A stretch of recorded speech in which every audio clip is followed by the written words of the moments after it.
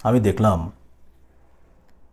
Indian কিছু TV channel এবং বেশ কিছু ইউটিউবাররা বাংলাদেশের বিরুদ্ধে অপপ্রচার চালাচ্ছে। তারা বলতে চাচ্ছে বাংলাদেশের হিন্দুরা দেশ ছেড়ে পালানোর চেষ্টা করছে। সীমান্তে নাকি জড়ো হয়েছে অনেকে ভারতে অনুপ্রবেশের জন্য, এবং বিএসএফ নাকি পরিস্থিতি নিয়ন্ত্রণে আনছে, এরকম তারা বলতে চাচ্ছে আর কি। আমি খুবই মর্মাহত, খুব কষ্ট পেয়েছি। এমনকি তারা এটাও বলেছে যে এই হিন্দু লোকজন নাকি বলছেন যে তারা বিএসএফের গুলিতে মরবেন, তবু বাংলাদেশে ফিরে যাবেন না। কষ্টে আমার বুক ফেটে যাচ্ছে। এই দেশ কারো বাপের সম্পত্তি না, সেই সব প্রত্যেকটা মানুষের দেশ এইটা, যাদের জন্ম হয়েছে এই দেশের মাটিতে। আমরা সবাই জানি আমাদের দেশ এখন একটি নাজুক অবস্থা পার করছে। এখানে দিনের চেহারা একরকম, রাতের চেহারা আরেক রকম। বিভিন্ন জায়গায় লুটতরাজ হামলা হচ্ছে। একটা দেশ সদ্য স্বৈরাচারের হাত থেকে মুক্ত হয়েছে। এখানে আইন শৃঙ্খলা ব্যবস্থা পুরোপুরি ভেঙে পড়েছে। অনেক ধরনের ঘটনা ঘটবে, এটাই স্বাভাবিক।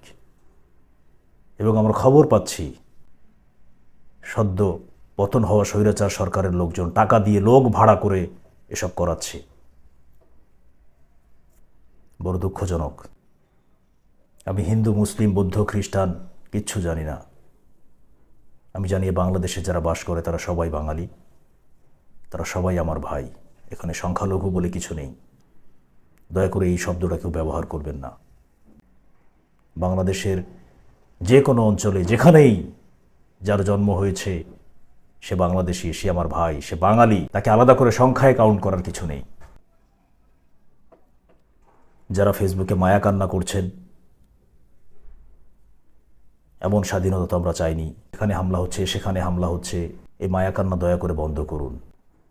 খাটের নিচে লুকিয়ে এসব মায়া কান্না আর কত করবেন? দয়া করে রাস্তায় নেমে আসুন। এটা মায়া কান্নার সময় না। দেশের নিরাপত্তার দায়িত্ব না নিতে পারলে অন্তত নিজের নিরাপত্তার দায়িত্ব নিন। ছাত্র জনতা এবং সাধারণ মানুষ রাত জেগে জেগে আপনাদেরকে পাহারা দিচ্ছে। সারাদিন ট্রাফিক সামলাচ্ছে, সারা রাত আপনাদেরকে পাহারা দিচ্ছে। আপনাদের তো ন্যূনতম দায়িত্ববোধ থাকা উচিত। ঘরের কোনায় বসে বসে ফেসবুকে মায়া কান্না না করে নামুন, রাস্তায় নামুন। প্রত্যেক পরিবার থেকে একজন লোক যদি রাস্তায় নেমে আসেন, কার বাপের ক্ষমতা আছে কোনো জায়গায় হামলা করে, লুট করে? হিন্দু ভাইদের উদ্দেশ্যে বলতে চাই, আপনাদের জন্ম হয়েছে এই দেশে। এই দেশ ততটাই আপনার যতটা আমার। ভয় পাওয়ার কিছু নেই, ভয় পাবেন না। যতদিন পর্যন্ত না দেশের আইন শৃঙ্খলা ব্যবস্থা ঠিক হচ্ছে, একসাথে সবাই প্রতিহত করার চেষ্টা করুন। দেশ নিয়ে আভ্যন্তরীণ এবং আন্তর্জাতিক অনেক চক্রান্ত হচ্ছে। আমরা জানি কোথা থেকে কি হচ্ছে। সব জেনে শুনে বুঝেও যদি আমরা সামাল দেওয়ার চেষ্টা না করি, তাহলে এই সুযোগ আমাদের হাত থেকে চলে যাবে। আমাদের বিপ্লব লুট হয়ে যাবে। এত রক্ত, এত কষ্টের পর, তাজা তাজা এতগুলো প্রাণ বিলিয়ে দেওয়ার পর আমাদের হাতে আজকে এই বিপ্লব এসেছে। এটাকে আমরা চুরি হয়ে যেতে দিতে পারি না, ব্যর্থ হয়ে যেতে দিতে পারি না। বিশ্বাস করুন, এই সুযোগ বারবার আসবে না। এখন যদি দেশকে পরিবর্তন করা না যায়, সংস্কার করতে আমরা না পারি, আগামী 100 বছরেও আর দেশ বদলাবে না। আমরা আবার স্বৈরতন্ত্রের পদাতলে পড়ে যাব, আবার গোলামি করতে হবে, আমাদের মুক্তি হবে না। সুতরাং এই সুযোগটাকে আমাদের কাজে লাগাতে হবে। আসুন সবাই একসাথে, যতদিন পর্যন্ত না দেশের আইন শৃঙ্খলা ব্যবস্থা ঠিক হচ্ছে, আমরা সবাই একসাথে নিজেদের দায়িত্ব অন্তত নেই। গত রাতেও সারা রাত ছাত্ররা এবং ছাত্রদের সঙ্গে অনেক সাধারণ মানুষ সারা রাত রাস্তায় ছিলেন। তারা আপনাদেরকে পাহারা দেওয়ার চেষ্টা করেছেন। তবে সেই সংখ্যাটা আরও অনেক বেশি হওয়া উচিত ছিল। আপনাদের প্রত্যেক পরিবার থেকে একজন করে মানুষ রাস্তায় থাকা উচিত ছিল। আমি এটাও দেখেছি ছাত্ররা এই ডাকাত দল এই লুটেরাদের ধরার জন্য ড্রোন উড়িয়েছে গত রাতে। আমি তাদের স্যালুট জানাই। আমি বিভিন্ন ক্যাম্পাসের ছাত্র ভাইদের উদ্দেশ্যে বলতে চাই, আমরা দেখছি, খবর পাচ্ছি বিভিন্ন ক্যাম্পাসে হিজরা দলের লোকজন হল দখলের চেষ্টা করছে। তারা নাকি হলের নাম লিস্ট করছে। এদের শক্ত হাতে প্রতিহত করুন। আমরা 15 বছরের স্বৈরশাসককে 15 দিনে তার গদি থেকে টেনে নামিয়েছি। তাহলে এরা কি? এদের তো ফু দিলে উড়ে যাবে এরা। বাংলাদেশের কোনো ক্যাম্পাসে কোনো রাজনৈতিক দলের কোনো ছাত্র সংগঠন থাকতে পারবে না। ক্যাম্পাসে শুধু একটা জিনিসই থাকবে, সেটা হচ্ছে ছাত্র সংসদ। ক্যাম্পাস থেকে শিক্ষক রাজনীতিও বন্ধ করতে হবে। রাজনীতির নামে তাদের সরকারের দালালি আর নিজের পকেট ভরানো ধান্দা বন্ধ করতে হবে। যারা ওসব করার চেষ্টা করবে তাদেরকে আপনার ক্যাম্পাস থেকে বিতাড়িত করবেন। এই ধরনের কুলাঙ্গার শিক্ষক আমাদের প্রয়োজন নেই। আমি পুলিশ ভাইদের উদ্দেশ্যে বলতে চাই, দুঃখ প্রকাশ করে বলতে চাই, গত দিনগুলো আমরা দেখেছি বিভিন্ন জায়গায় আপনাদের উপরে হামলা হয়েছে, থানা লুট হয়েছে, আপনাদেরকে হত্যা করা হয়েছে।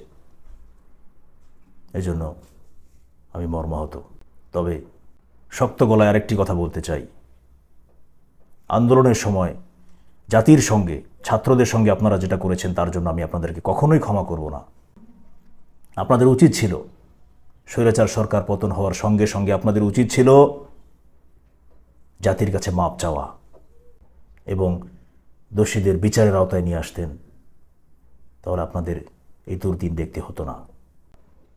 Bangladesh police, RAB, BGB, answer, আপনারা যৌথভাবে ক্যাম্পাসে ক্যাম্পাসে যে হামলা চালিয়েছেন, ছাত্রদের উপরে যে গুলি চালিয়েছেন, এর জন্য আমরা আপনাদের কোনোদিনও ক্ষমা করব না।